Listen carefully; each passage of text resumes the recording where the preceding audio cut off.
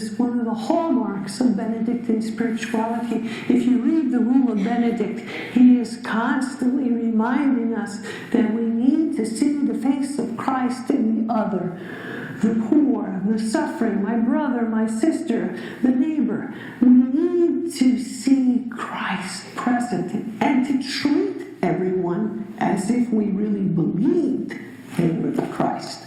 Now that's a tall, tall order, but we do try to create a warm, welcoming environment so people can come here and seek peace. We live in a very, very noisy world, and one of the first observations that people make when they come here, the silence.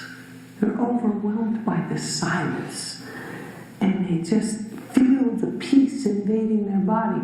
Now, for those of us who live here every day, we're complaining about the noise and this. We don't think it's silent at all. But when you go out and come back, you feel the silence.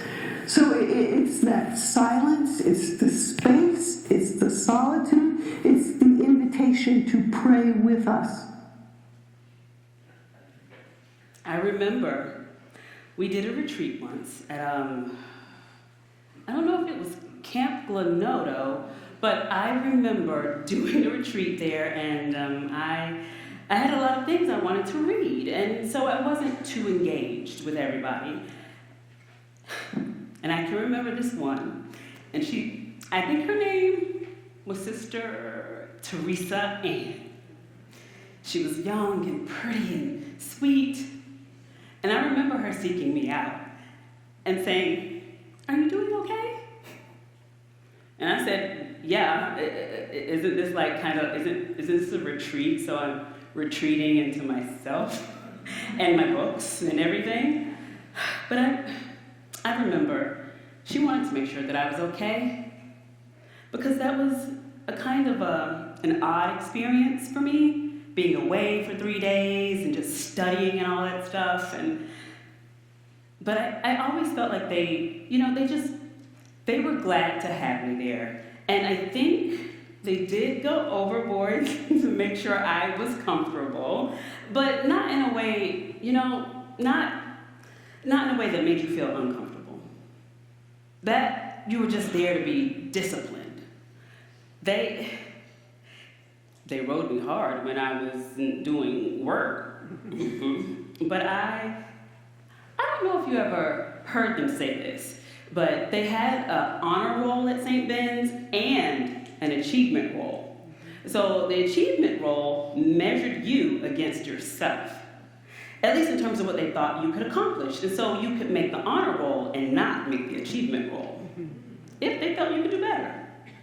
And I can remember the first time that happened to me, I got really good grades almost all the time. And I was like, why didn't I make this? And she said, "You can do better." And that was a great lesson. Like, don't just be good enough. When we told the students, and this has always been meaningful to me, when we announced to the students that the school would be closing, it came as a shock to them. We didn't have built-up discussions. We gathered the students together and we had them sit in class groups so that after we had made the announcement, we could have each class meet together. Of course, there was a lot of shock and murmuring and no and whatever else when we gave the decision. But pretty close to the beginning of that session together, Lisa Heidelberg was a leader in the junior class, got up and said to the entire student body, "What have we learned here? What values do we have? If we really have those values and we really care about each person, we can take that to the other schools. We're being sent." She spoke so eloquently, as if she had written out a wonderful speech. But that whole notion that they had something to give to the other students and they could make Erie a better place came through so strongly. I knew they were going to be all right. I've kept in touch, very close touch, with 3 women from SBA. We never lost touch, but we reconnected really heavily back in like 2017, I guess. And you don't realize how strong friendships, even from that started 45 years ago, can reemerge and help you with tough times. These 2 women, we now talk and text, and they just stepped right up like 45 years.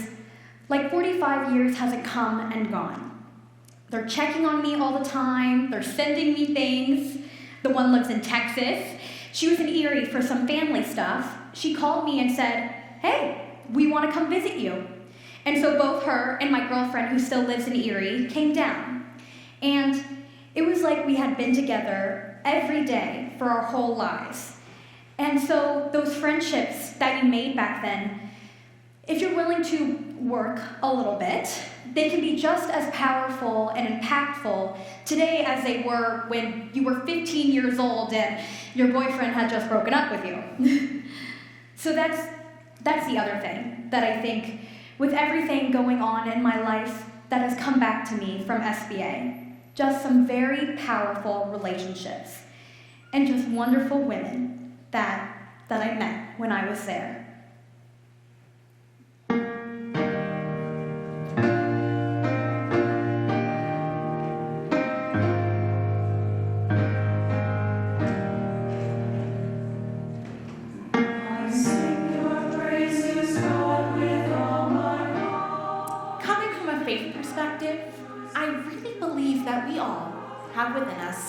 We all have the divine DNA in us. God is operating in us all the time, and that should give us an awful lot of confidence.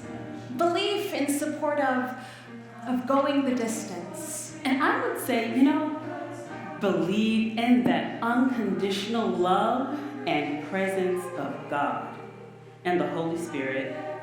And the Holy Spirit is creative in our life. In fact, I was just writing before I was talking to you to a student that the power of creativity, that is present in the Holy Spirit. That is operative.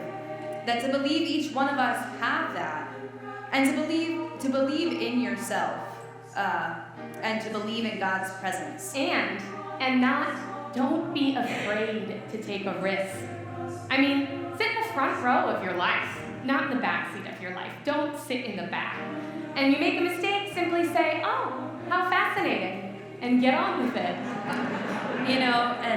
And keeping it, remembering that, we don't have to worry about being a success in the world. We are a contribution to the world and to everything. And if you can free yourself from the power of being popular and being successful and being recognized and being on a stage all the time. Sometimes it's not about being on the stage. That's not where it's at. If you can believe in that, you'll be happy. And yes, and be happy in life.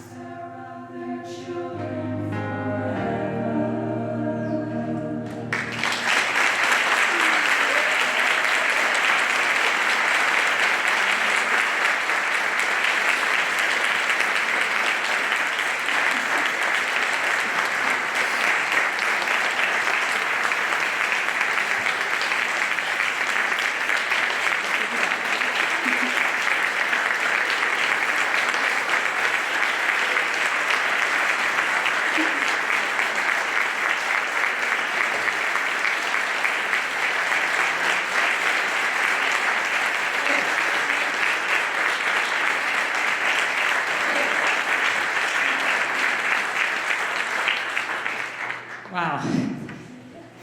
Thank you.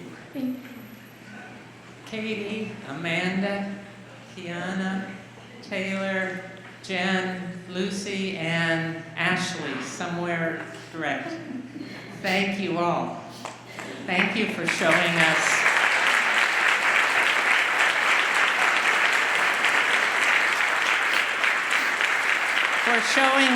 where hope is. I'd like to invite my coworker, Michelle Scully, to come up on stage, please. Michelle's been instrumental in many behind-the-scenes details. And while Michelle makes her way up, another quick thank you to the staff here at the Hurd Auditorium, to Grisey Audiovisual, to Printing Concepts for the program books. But our special thank yous, I'd like to ask Jen to come forward.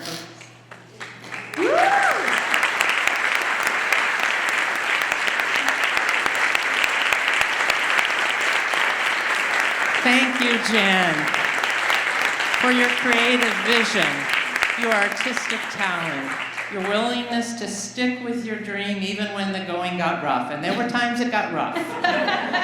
You're a natural leader, a person with spirit, with the gift of gathering others so that our spirits and our stories shine brighter.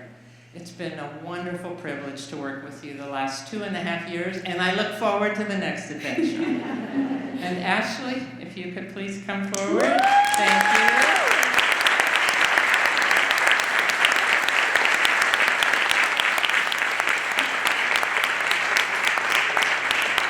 you. You brought an incredible spirit to this work and the creative genius that helped pull it all together and make it happen.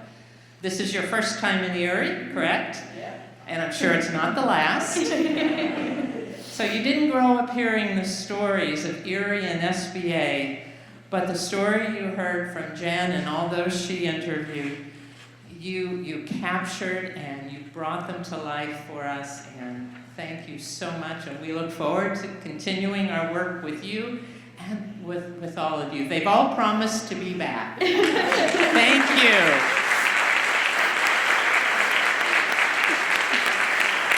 And thank you to all of you. I'm going to pass the stage to Jen. I have to collect myself over here. So we're going to do a brief conversation because, as we said at the top, this doesn't happen without this. So we're going to take about a 2-minute pause if you need to use the restroom. If folks who are up there want to come down forward. Also, if you have other plans and need to leave, please feel free to do so. But we're going to gather in about 2 minutes to have a conversation with you all about what you've seen this afternoon. So we will see you all in 2 minutes. Thank you very much.